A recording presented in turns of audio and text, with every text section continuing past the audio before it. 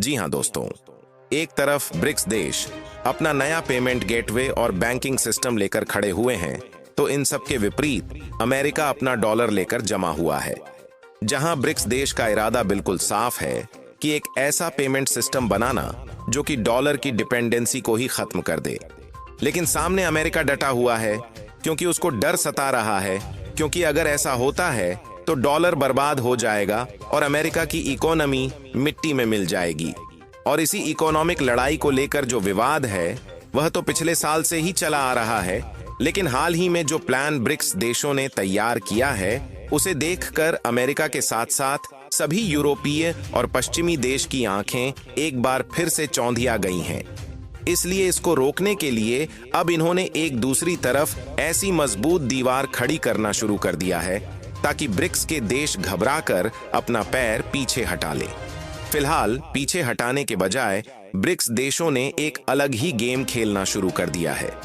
तो आखिरकार ब्रिक्स और डॉलर के बीच अब कौन सा नया खेल देखने को मिला है, यह सारी जानकारी इस वीडियो में आपको बताने वाले हैं। लेकिन आगे बढ़ने से पहले इस वीडियो को लाइक करके चैनल को सब्सक्राइब जरूर कर लीजिए। जैसा कि दोस्तों आप सभी जानते ही हैं और इतिहास भी इस बात का गवाह है कि जब कोई बड़ा परिवर्तन होता है तो सबसे ज्यादा घबराहट उन्हें होती है जो कि सबसे ऊंची गद्दी पर बैठे रहते हैं, क्योंकि उन्हें अपनी गद्दी खोने का डर होता है। और ठीक ऐसा ही इस समय अमेरिका के साथ हो रहा है, क्योंकि जब वर्ल्ड लेवल पर देखा जाए तो अमेरिका दुनिया की सबसे बड़ी इकोनॉमी वाला देश है और उनके स्विफ्ट पेमेंट सिस्टम और डॉलर का दबदबा दुनिया भर में चलता है। लेकिन अब ब्रिक्स देश की बदलती नीति दुनिया के बैंकिंग सिस्टम को बदलने की शुरुआत कर चुकी है। तो ऐसे में अमेरिका ने वह सारे प्रयास करना शुरू कर दिए हैं जिससे ब्रिक्स देश के इस नए पेमेंट सिस्टम को रोका जा सके जो कि डॉलर की बादशाहत खत्म करने वाला है। और क्योंकि अमेरिका इस मामले में पुराना खिलाड़ी है, तभी तो वह इस मुकाम पर है। तो जब सीधे उंगली से घी नहीं निकल रहा था तो अमेरिका ने उंगली को अब टेढ़ी करने का रुख अपना लिया है, क्योंकि सबसे बड़ी खबर तो यह है कि अमेरिका के ट्रंप ने ब्रिक्स देशों पर 50% की टैरिफ लगाना शुरू कर दिया है। जी हां, ब्रिक्स देश के नए पेमेंट सिस्टम को आने से रोकने की सबसे बड़ी यही 50% की टैरिफ है जिसे ब्रिक्स देश से अमेरिका में एक्सपोर्ट होने वाले प्रोडक्ट पर लगाया जा रहा है। और यहीं पर टैरिफ लगाने के मामले में अमेरिका के ट्रंप द्वारा उंगली को टेढ़ा किया जा रहा है,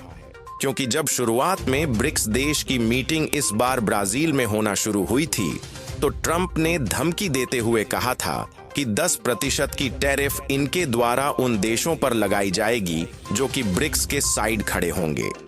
यानी कि उनकी धमकी का मतलब साफ था कि ब्रिक्स देश कुछ भी एंटी अमेरिका ना करें, और अगर अमेरिका के खिलाफ कुछ भी करते हैं तो उनके प्रोडक्ट पर 10% की एडिशनल टैरिफ लगाकर उन्हें अमेरिकी मार्केट में कमजोर कर दिया जाएगा। और 10% की टैरिफ कोई बहुत बड़ी बात उन सामानों के लिए नहीं होती जिनकी पहले से ही डिमांड बन गई हो, क्योंकि अगर कोई प्रोडक्ट ऑलरेडी डिमांड में है तो अगर वह रुपये 100 के बजाय रुपये 110 में भी मिलेगा तो उसे लोग खरीदेंगे ही। यही सोचकर सभी ब्रिक्स देशों ने मिलकर आपस में मीटिंग के दौरान ब्रिक्स पेमेंट गेटवे और नए बैंकिंग सिस्टम को लेकर बात आगे बढ़ाई। तो बात यहां तक पहुंच गई कि इस ब्रिक्स पेमेंट सिस्टम को यूपीआई से लैस किया जाएगा। यानी कि ब्रिक्स पेमेंट सिस्टम का यूपीआई से लैस होना मतलब कि सीधा सीधा इसका एक मोटा मुनाफा भारत के साथ आते रहना।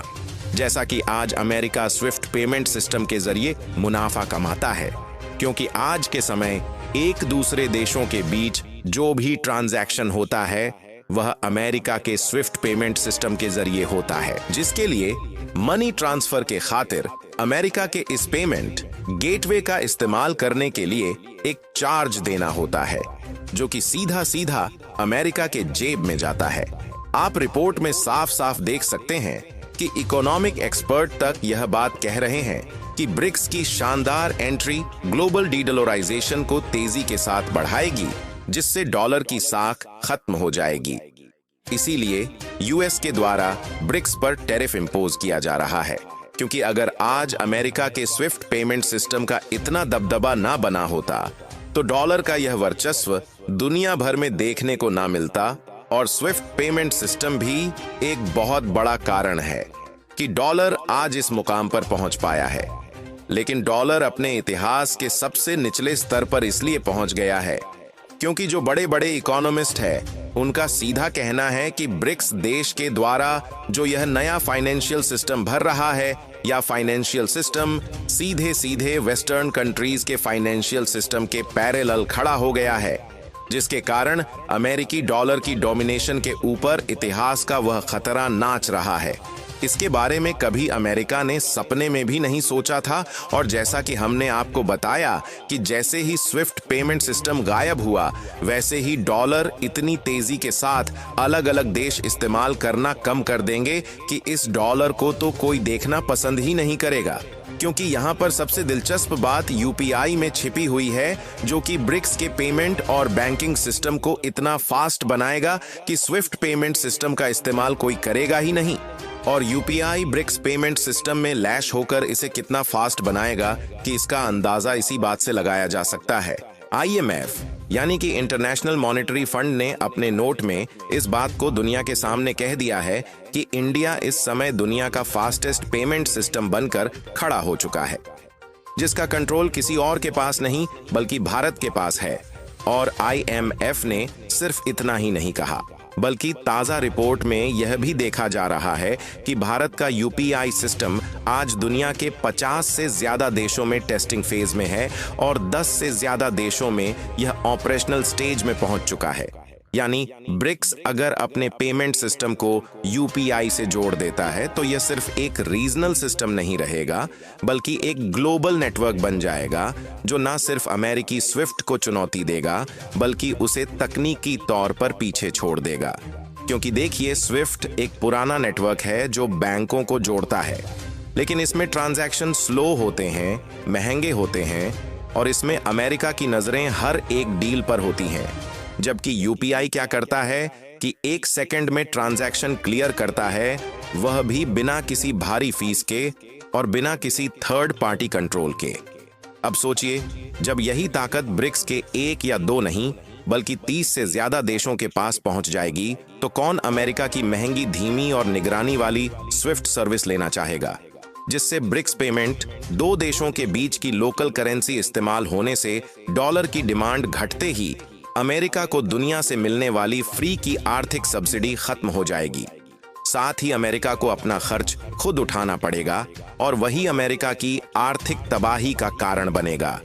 लेकिन जिस तरीके से अमेरिका कुछ ब्रिक्स के देशों पर 50% की टैरिफ लगा रहा है, ऐसे में सभी ब्रिक्स देश को मिलजुल कर रहना होगा, अन्यथा मजबूत कड़ी टूटने से सारा प्लान चौपट भी हो सकता है। बाकी अगर आप भी चाहते हैं कि भारत का नाम और इसकी टेक्नोलॉजी पूरी दुनिया में गूंजे,